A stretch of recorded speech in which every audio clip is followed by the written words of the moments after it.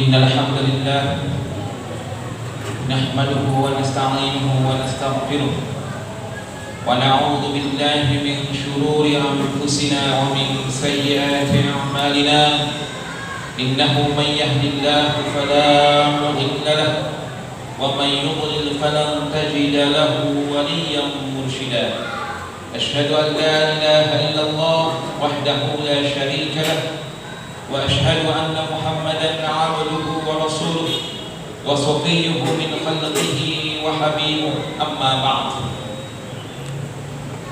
قال الله سبحانه وتعالى في القرآن الكريم أعوذ بالله من الشيطان الرجيم يا أيها الذين آمنوا اتقوا الله حق تقاته ولا تموتن إلا وأنتم مسلمون وقال تعالى في الآية الأخرى يا أيها الناس اتقوا ربكم الذي خلقكم من نفس واحدة وخلق منها زوجها وبث منهما رجالا كثيرا ونساء واتقوا الله الذي تساءلون به والأرحام إن الله كان عليكم رقيبا يا أيها الذين آمنوا اتقوا الله وقولوا قولا سديدا يصلح لكم أعمالكم ويغفر لكم ذنوبكم ومن يطع الله ورسوله فقد فاز فوزا عظيما صدق الله العظيم صدق رسوله الكريم ونحن على ذلك من الشاهدين والشاكرين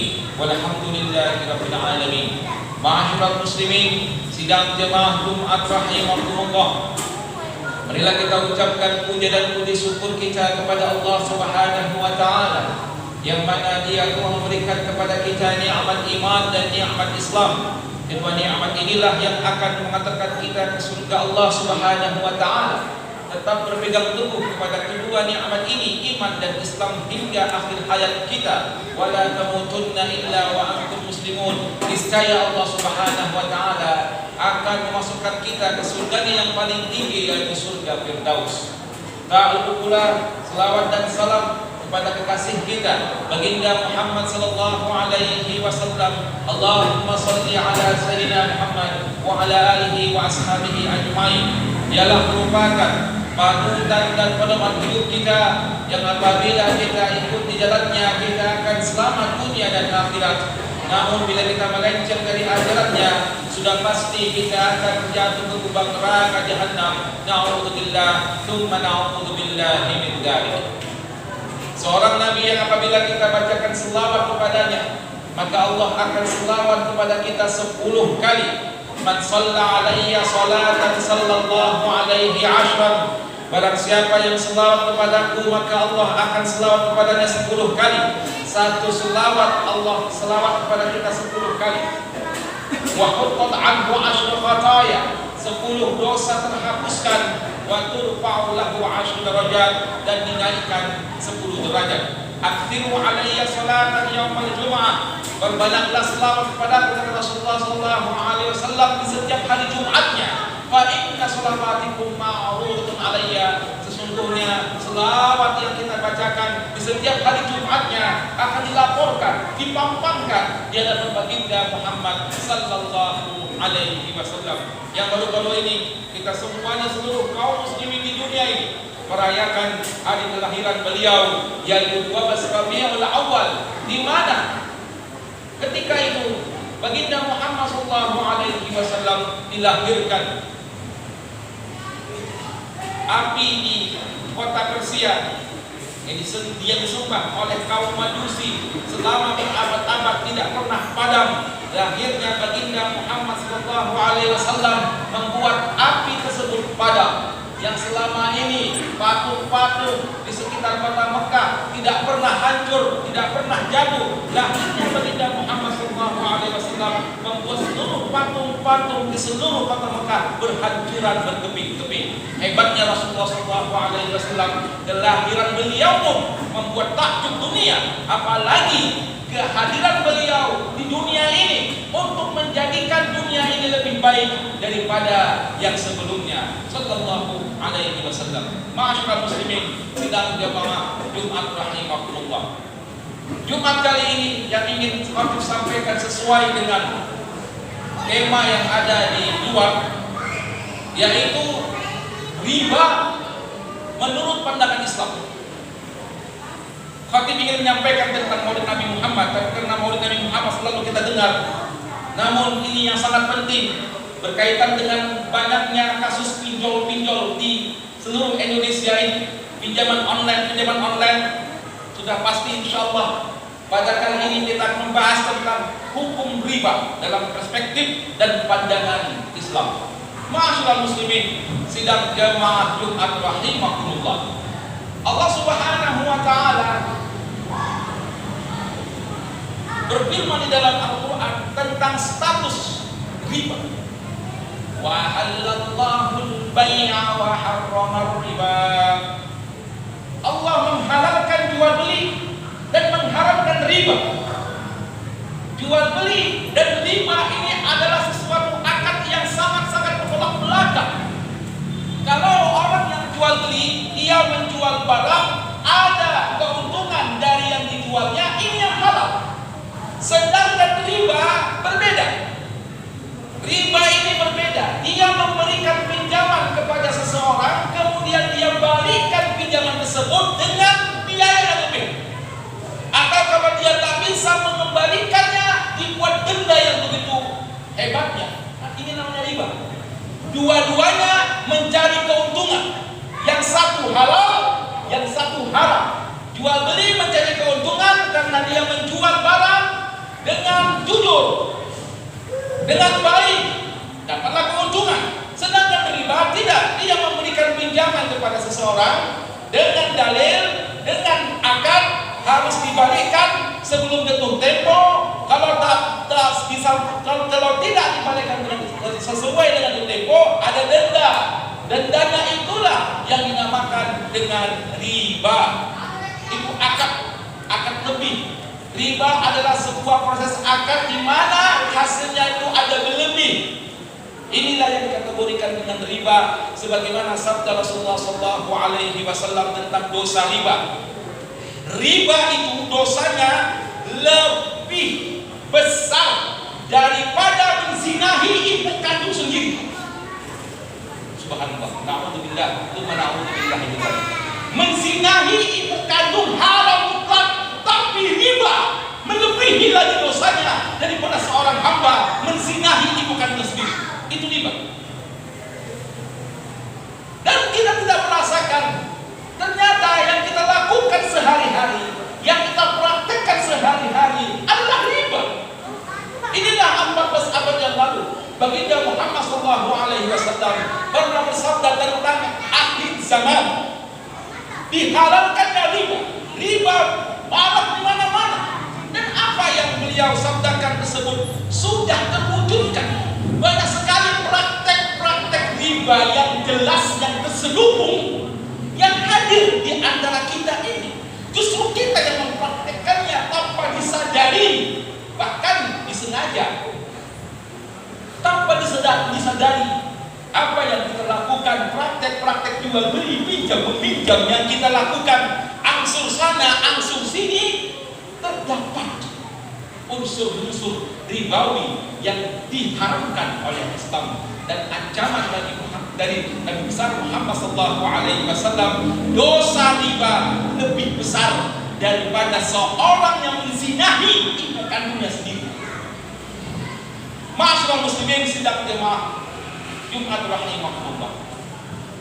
Di zaman dahulu Rasulullah SAW ada 5 praktek riba yang diharamkan. Praktek di zaman dahulu terulang kembali di zaman sekarang. Yang pertama namanya adalah ribal fadl. Ribal fadl yaitu transaksi tukar menukar barang dengan syarat ada berlebih. Jadi 5 transaksi riba, contoh-contoh riba ini ada kelebihannya. Misalnya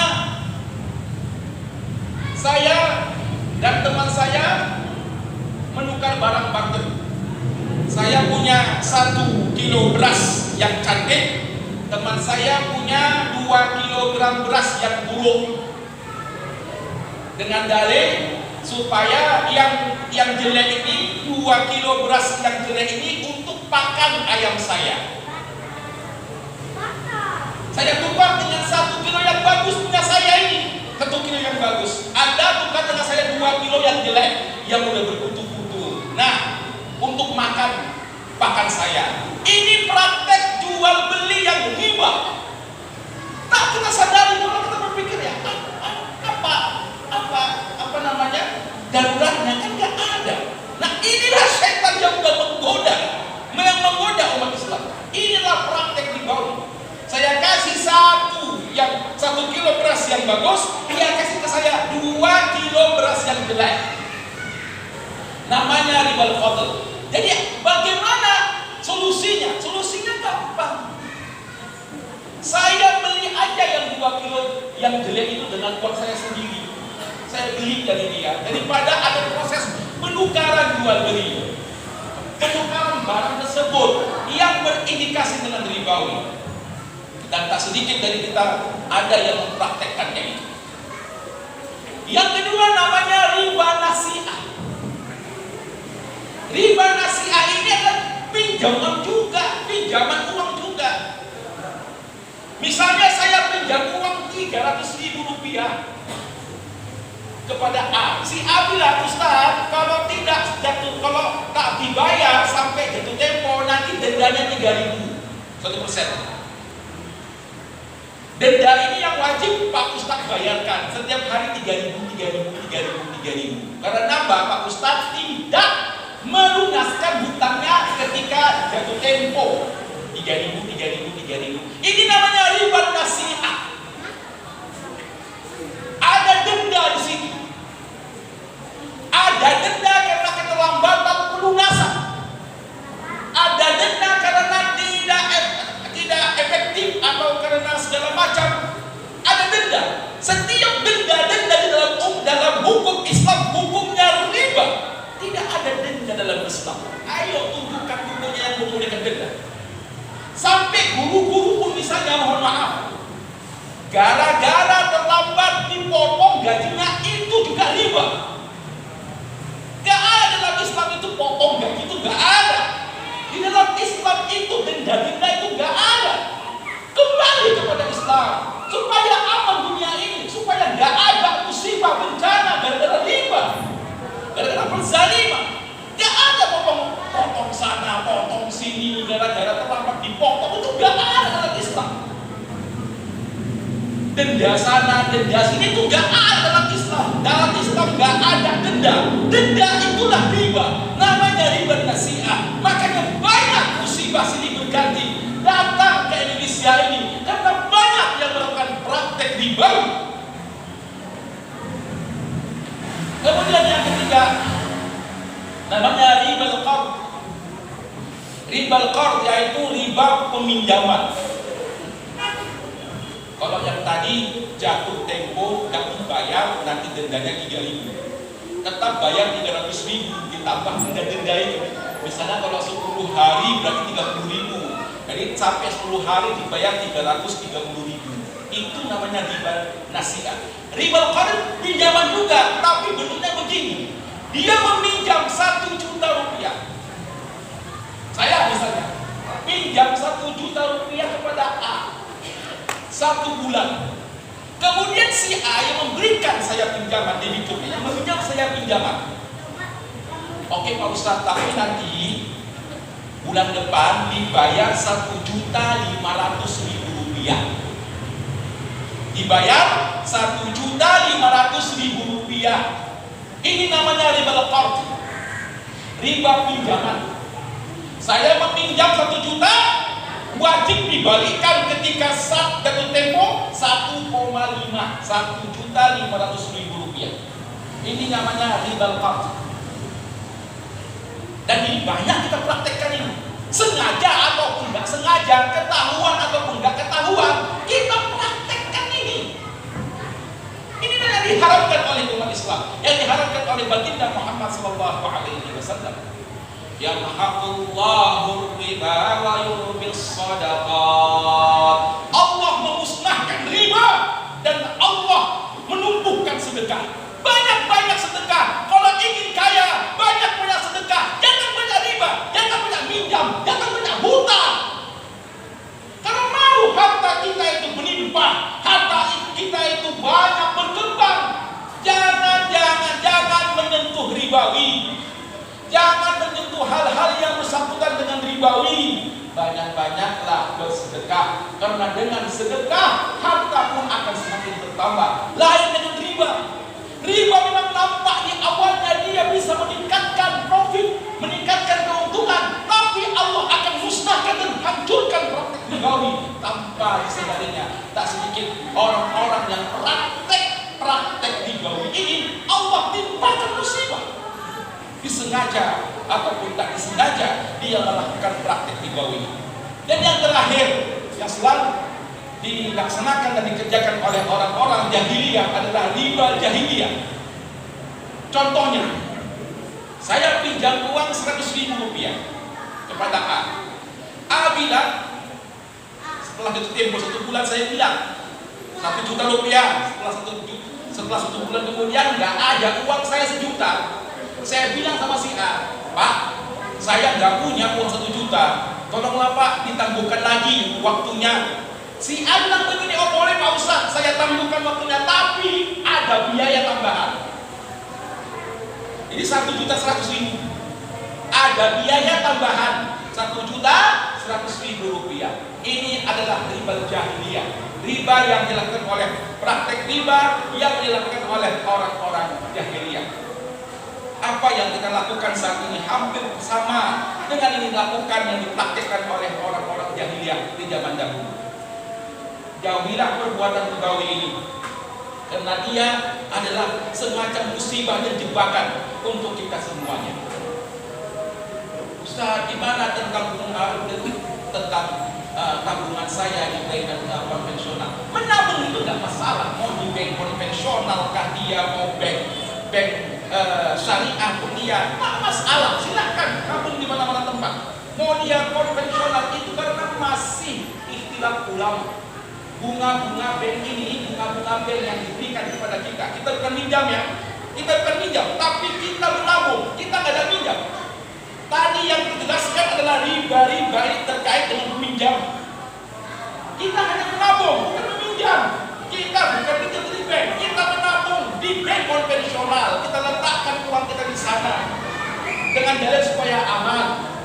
Nah kemudian tiba-tiba setelah sebulan kemudian ada dana nggak jelas, tiba-tiba masuk bunga bank, namanya bunga bank. Nah dalam kondisi seperti ini, umat Islam diperbolehkan menabung di bank mana saja, konvensional kah atau syariah kah, tapi lebih baik syariah supaya lebih aman.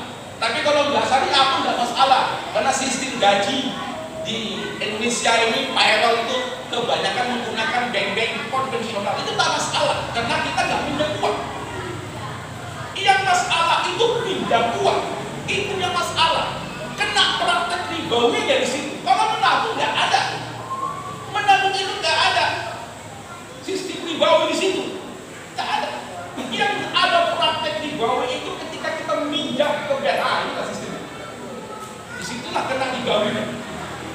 Nah kalau misalnya mau menabung silahkan, mau konvensional, kalian mau syariah silahkan, tidak ada yang salah. Tapi jangan mengambil bunganya.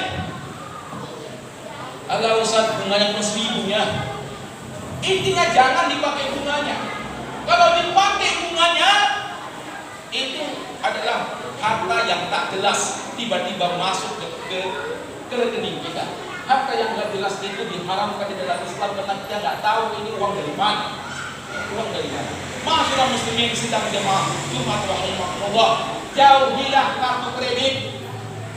Jauhilah kartu kredit karena di situ termasuk riba nasiah.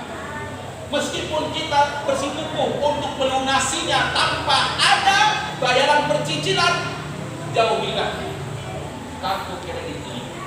Mudah-mudahan aman, kehidupan kita aman, tentram, dan selalu mendapat naungan ridho Allah Subhanahu wa taala. Tidak sedikit orang yang melakukan praktek ribawi, sedikit ataupun besar, Allah timpakan musibah dari jalan yang tidak kita ketahui, yang tidak kita ketahui.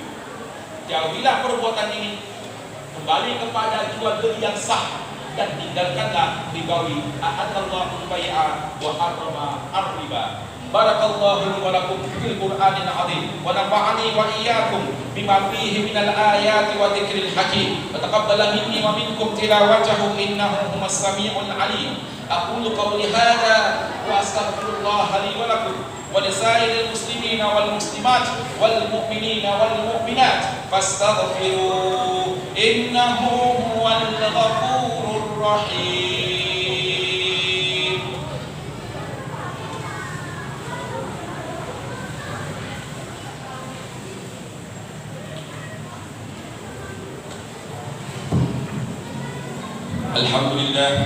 الحمد لله رب العالمين حمدا كثيرا كما أمر وأشهد أن لا إله إلا الله وحده لا شريك له إرغاما لمن جحد به وكفر وأشهد أن محمدا عبده ورسوله سيد الخلائق والبشر.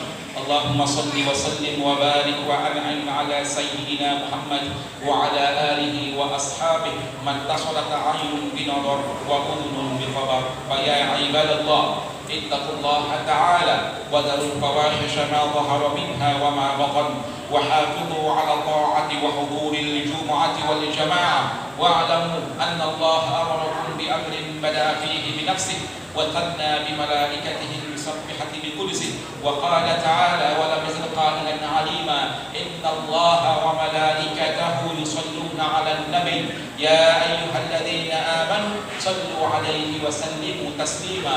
اللهم صل على سيدنا محمد وعلى آل سيدنا محمد كما صليت على إبراهيم وعلى آل إبراهيم وبارك على سيدنا محمد وعلى آل سيدنا محمد كما باركت على إبراهيم وعلى آل إبراهيم في العالمين إنك حميد مجيد.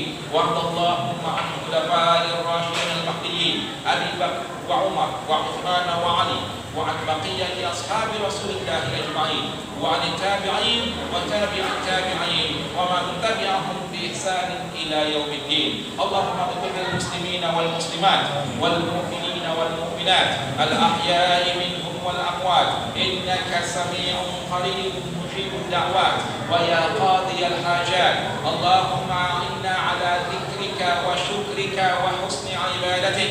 اللهم لا تدع لنا في مقامنا هذا ذنبا إلا غفرته ولا هما إلا فرجته ولا دينا إلا قضيته ولا مريضا إلا شفيته ولا حاجة من حوائج الدنيا والآخرة إلا قضيتها ويسرتها يا أرحم الراحمين. ربنا ظلمنا أنفسنا وإن لم تغفر لنا وترحمنا لنكونن من الخاسرين. ربنا آتنا في الدنيا حسنة وفي الآخرة حسنة وقنا عذاب النار. عباد الله إن الله يأمر بالعدل والإحسان وإيتاء ذي القربى وينهى عن الفحشاء والمنكر والبغي يعظكم لعلكم تذكرون ولذكر الله أكبر. أقيموا الصلاة.